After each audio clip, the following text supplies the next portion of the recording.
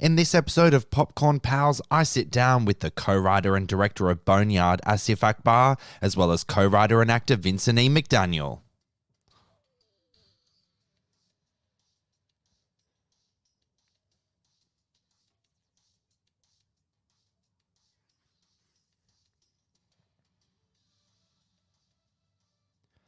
I'm Timmy Fland, movie buff, and this is Popcorn Pals, a popcorn podcast with Leigh and Tim spin-off. And we're going to do a series of interviews for the film Boneyard in the coming days, and this is part 1. When the skeletal remains of 11 women and girls are discovered in the New Mexican desert, an extensive investigation is launched. Inspired by true crime stories, Boneyard is a chilling crime thriller following Detective Ortega, Police Chief Carter, and Agent Petrovic in a multi-agency effort to identify and apprehend the killer. As each of their agendas and methods clash, a tangled web of intrigue casts suspicion in all directions. Boneyard is directed by Asif Akbar, from a screenplay by Akbar, Vincent McDaniel, Hank Bird, and Koji Stephen Sakai. Boneyard stars Brian Van Holt, Curtis 50 Cent Jackson, Nora Zetner, Michael Ciro, and the one and only Mel Gibson. Born in Kelowna, Bangladesh, and raised in the US of A in Cleveland, Ohio, Asif Akbar has always been passionate about filmmaking, having moved to Los Angeles back in 2007 at the age of 18, studying at Columbia College in Hollywood, earning a Bachelor of Fine Arts degree, focusing on directing in cinema and television productions. Akbar has worked with legendary Hollywood talents like Mel Gibson, Mickey Rourke, Terrence Howard, and Cuba Gooding Jr. Akbar's career has been marked by a string of diverse and unique independent films. Vincent McDaniel, other than having a very strong name, originated from Dallas, Texas, and is an accomplished actor, writer, and producer. From his bilingual show Mega Mundo to venturing into the sports entertainment space as the co-host of the widely acclaimed regional MMA show Cage Fighter TV, McDaniel has numerous supporting roles in highly acclaimed television series to his name, such as Better Call Saul, and feature films such as 12 Strong, both of which garnered him critical acclaim and showcased his versatility as an actor. So Asif Akbar was introduced to the project by Vincent some 8 years ago, which began their quest to get this important film made. They were both drawn to telling the story of the Mesa Murders, of which the film is inspired by, to shed light on the ongoing tragedy of missing persons cases and the sinister evil that lurks within society, targeting the vulnerable. So in our chat, Asif and Vincent reveal why true crime stories grip audiences, how they walked the entertainment and thriller tightrope from a tonal perspective, and what it was like working with iconic actor Mel Gibson. Let's take a listen. Approximately 6 weeks ago, one of our concerned citizens came across human remains while walking our dog. We discovered the remains of 11 women and one unborn child. True crime has always captivated film and TV audiences, and there have been some truly, horrific but important stories to tell through art. What was it about the West Mesa Murders, of which your film is inspired by, that made you want to tell this story? Well, it's a very important case. Definitely, the central story was inspired greatly from the West Mesa Murders case, and we've taken some theatrical, liberties in creating our own, along with taking inspiration from other crime stories as well, to educate the audience in it. And when Vince brought me the project about 8 years ago, Vince and one of our other co-writers, Hank Bird, put the first draft together based on the West Mesa Murders. That's around this time when I came to learn about that case for the first time, and I was blown away that this is real. And there's so many things involved in the real case that you can't even write. Truth is stranger than fiction, and it was one of those prime examples. And over time, we developed it to broaden it a bit more, but it's definitely a piece where we want to use to bring awareness to this global issue. You said truth is stranger than fiction. Vince, what is it about true crime that makes it such a compelling genre in film? Because you get to go inside the mind of a killer. I mean, everybody wants to know that the inside story on that. What are these guys thinking? What are, like, how are they doing this? What is their upbringing? Like, what made these people like that? So I think that's very compelling when it comes to the true crime. And then, people want to know about the victims, how they were victimized. They just want to know about the whole setup as far as the true crime Yeah. is, To me, it's more horrific and scarier than watching a ghost movie or a monster movie. I mean, these are real life monsters living among us in our world. It could be your neighbor, someone you see at the grocery store, someone you know. It could be anyone, really. And that's, I think, where the fascination lies. I mean, there's different reasons, I guess, for people being fascinated to these true crime stories. But for me, it was always like just being able to assess, as an outsider, to see how the investigation is handled, how the victims' family members are affected, and like what Vince said, why the killer does what he does, how he thinks, and what drives people to be that evil. And in our film, we're throwing out a lot of stats and facts about these cases to bring the awareness to the public to realize how much of a big issue this is. Because I didn't realize it was this much of an issue until, we started this journey on this film over the last 8 years. And the more and more we learn, and even now with, the film coming out, we have a lot of people that reach out to us, with tips and all kinds of information. That's just crazy. And there's many doors left to explore in this case and many others. That's just fascinating in itself.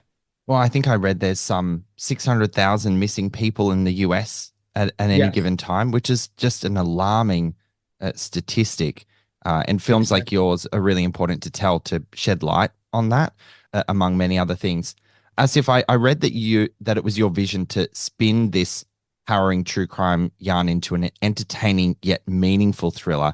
How did you balance these tones in your film as a director? So we took a little bit of a non-traditional approach to, telling this, serial killer thriller, which we're normally used to seeing it, in one style. But now, we kind of blended it with a little bit more of a documentary style where you have Mel Gibson narrating certain facts and the stats that you're talking about. Like, it's crazy to, hear these things. And then also when you sit there and you're getting a lesson on serial killers from Mel Gibson, I feel like, the audience gets engaged into wanting to learn more of what's going on in the investigation and what happened with this case and why people are like this and how it's affecting people.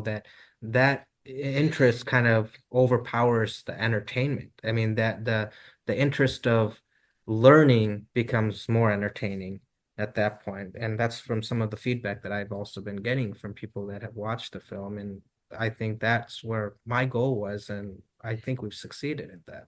Yeah, I would agree. I definitely agree with that. Vincent, your character, Sergeant Graham, is a compelling and flawed man.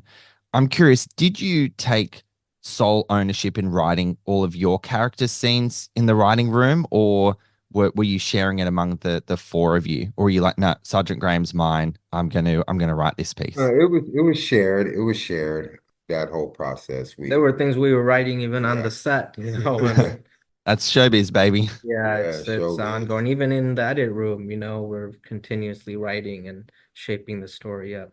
Extra shoots later. So it was a real collaborative process with yourself and Hank and Koji then. So you're all obviously working towards your vision, Asif, and achieving that together as a group of writers. It's awesome. Absolutely. And there's collaboration across the board, even with the actors and Mm, producers. We were continuously all working together, even on set, with Mel and some of the actors. We'd always run by things and say, what do you think about this? Or does that work? And they'll have input. And, it was a really nice collaborative energy on set. Nobody had egos, nobody, argued. We were always fighting for the same goal of telling the story properly and being true to it and sensitive to the investigation and the victims, because at the end of the day, this is still an ongoing investigation. And yeah. the APD out of Albuquerque, the police department there has issued statements recently on it. And they've also offered $100,000 rewards for anyone that can come forward with a tip to help the West Mesa Murders case. So those are things that, motivate us Mm, to keep the awareness alive. If we can help in any way, then we've done our job. Absolutely. Vince, just more on your character. What is the moment for you as an actor that brings you fully into your character? Is it part of a costume or some sort of on-set ritual? As for Graham, as soon as I put the hat on, I was Graham. Yeah. I was ready for action. I was just ready to perform and bring this character to life. Once we got on set, it was time to tell this story, and I couldn't wait. I want to talk about your experience working with the one and only Mel Gibson.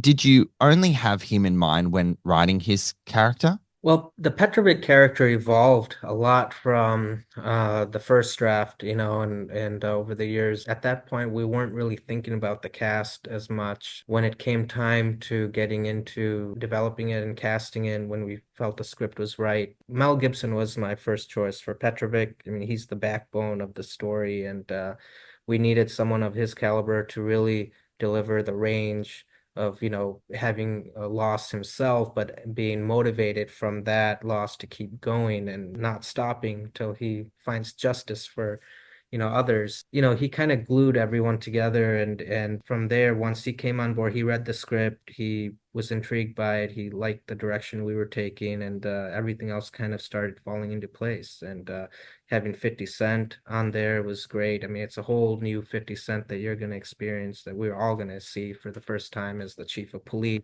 Really is. And across the board, all the actors I thought were perfectly cast at the end of the day. It was a great cast, and congratulations on the film, guys. Really, really appreciate your time, and thanks so much. Thank you, Tim. Thank you, Tim. It's been our pleasure. Have a great day. The papers gave him a name.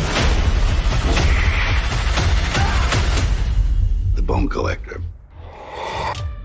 It's so clear the passion they both have for this film, in the hope that it will serve as a true call to action against the quiet evils that fester within our society and bring closure to open cases still in need of the final piece to solve the gruesome puzzle, which is an alarming statistic about missing persons in America, but all around the world. Now, our coverage of Boneyard will also include chats with star Nora Zetner and Brian Van Holt, so keep an eye out for those wherever you get your podcasts. Boneyard will be available on video on demand nationwide in the US and Canada from July 2 and in US theatres from July 5, with an Australian release yet to be confirmed. Thanks so much for joining me for a special episode of Popcorn Pals, where we sat down with Asif Akbar and Vincent E. McDaniel about their new film Boneyard. As always, friends, thank you so much for listening, and we'll catch you next time. If you enjoy our episodes, head over to Apple Podcasts and subscribe. While you're there, we would love you to rate us and leave a review. You can also find us on Spotify, Google Podcasts, iHeartRadio, Amazon Alexa, and where all good podcasts are found.